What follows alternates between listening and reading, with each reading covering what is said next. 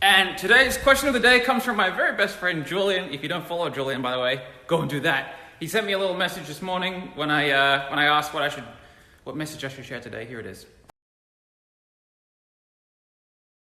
Okay, so current situation, 9-to-5 job. You're doing a job with an employment and you've got the hours that you've got to show up at the place, and you're working on a side project to intentionally liberate you from the job so that you can have that as your income and free yourself from the job. How do you do it? How do you structure your day? I'm going to assume for the sake of this lesson that you already have the project, the side project. You know what it is, you've done the feasibility, you know that it's a real thing, it's not a fantasy, it's not a unicorn, you're not fucking trying to win the lottery, it's a real bloody thing. How to structure your day for the sake of this lesson. You have to be efficient. Many people don't realize the enormity of getting out of the rat race. It is a tremendous time trap. You have 168 hours per week. People who are in the rat race, who are financially dependent on a boss, spend the majority of their waking hours at their job. It's the majority of their energies. So to break out of that, you have to realize that you're putting 40, 50 hours into this bloody job. That's most of your energy. So when you get home, you have to be bloody efficient. You might only have a few hours a week to work on your project. Those hours have to be more productive than 40 hours over here to transcend it. So you have to get yourself an efficiency form. This is standard practice. This is the Infinite Prosperity Daily Efficiency Form. We give this to every one of our students, Monday through Sunday. You have to complete this every single day to optimize your efficiency. Real quick, if you're not a student, you want to know what worked today. Write down 2 things. What didn't work today? What was my biggest time waster or inefficiency? These greens, by the way, are default answers to teach our students how to use it. What were my greatest achievements? What will I change tomorrow? Actions taken. Your level of efficiency is something that you have direct command and control over. You can increase your efficiency objectively. If you go for 1% per day, 1 times 1.01 to the power of 365 is 37x. You can 37x your shit every year if you just go 1% a day. The next thing I recommend if you're trying to break out of the rat race is to reduce your hours at work, particularly in trades. When I was an electrician apprentice, the thing was we have overtime. Do you want to do overtime today, Lewis? Fuck no. You kidding me? Everyone else wants to do overtime. They want to get their 1.5 times pay. Motherfucker, I make $8 an hour here as an apprentice. 1.5 times, I make $12 an hour? You fucking kidding me? $10,000 an hour here, that's what you try to vibe on.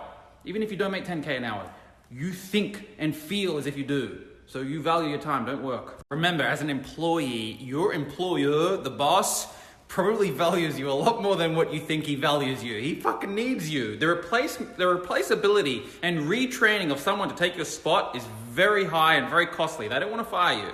It's a pain in everyone's ass. They don't want to fire you. So exploit that to the extension of fair exchange. You don't want to rip your boss off. You don't want to deliberately be an asshole and be disrespectful and be ungrateful for the position. You need the position. They need you. There's wiggle room that you can exploit that. Don't do overtime. Don't do overtime in a rat race if you're trying to break out of the rat race, is my advice. Look, if you want to settle into a company and be a company man and work for the company, great, do the overtime. They will love you and they'll look after you for a life and they'll give you the retirement package when you're 65. But if you want to break out, fuck that. Don't do overtime. Next thing, when you get home, now you're not doing overtime, you're at home now, you've got more hours to work on the vision, on the mission, on the business. Make sure that everyone in your household is on board with your mission. They have to be on board. When I was an apprentice, I had my mum wake up at 4:30 every morning, make me toast and have coffee and bring it to my trading desk. Back then, if she never did that, I would have had to make my own breakfast and I would have been half an hour down every morning. I would not have quit my job when I did. I would not have been able to do it. You can't do it on your own. You need to get the people around you inspired to come on your journey with you. That means you have to be bloody clear with where you're going. And if the people around you are not inspired by your journey and they don't believe in you and they're not going to help you, cull them or leave. If your parents don't believe in your mission, leave, get out of the house. You don't want to be around people who bring doubt and uncertainty into your resignation. And then I think the last thing that I will share in this mini lesson, one of the most potent things that you could possibly master is your own self-awareness. You have to be hyper self-aware. You have to know everything. If you have a doubt or an insecurity, write it down. Most people I find, the masses who try something but fail and try something but fail and never make it, they have fears, doubts, uncertainties, and pains that they're not willing to face and they're not willing to address it. Oh, what if this fails and what if that falls over? Oh, I don't even want to think about that. And they don't think about it, they don't have a plan for it. And just by not thinking about it, by the way, it doesn't remove it as a fear. It's running in your unconscious, stopping you, holding you back.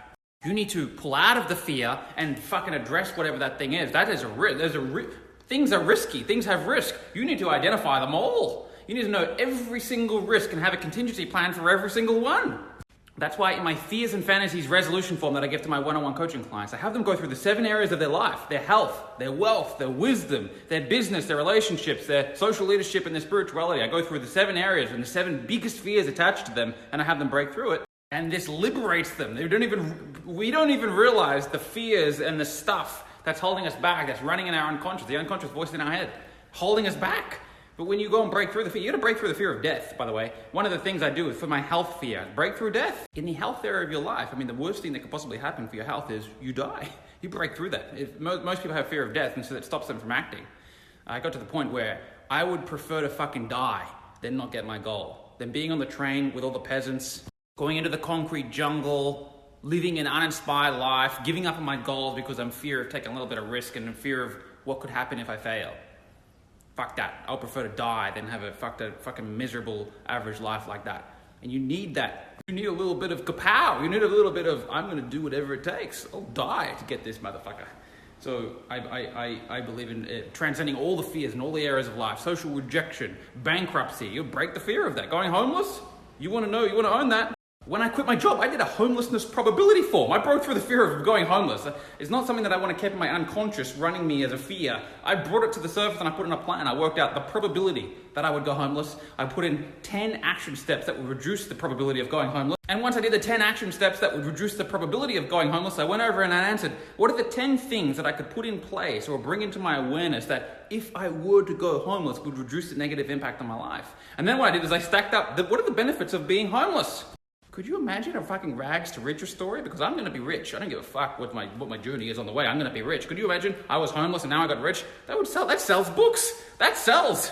I want that story. I didn't have that story at the moment because I haven't gone homeless, but that would sell. There's a benefit to it. And once you take a fear and you look at the benefits of it, it's not a fear. And once you look at the probability of it actually happening from an objective point of view, and then you'll have the 10 things that are going to reduce the probability of it actually playing out, and then if it does play out, the 10 things that are going to reduce the impact, there's no fear.